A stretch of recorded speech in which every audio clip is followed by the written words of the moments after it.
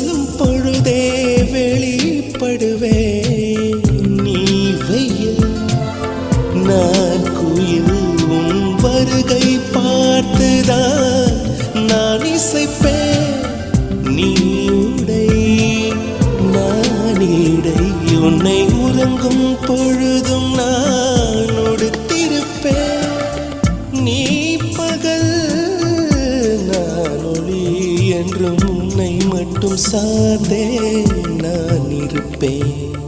நீ காற்று நான் மரம், என்ன சொன்னாலும் தலையாட்டுவே.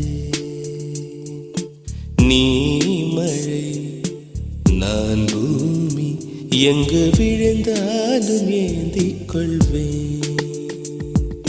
நீ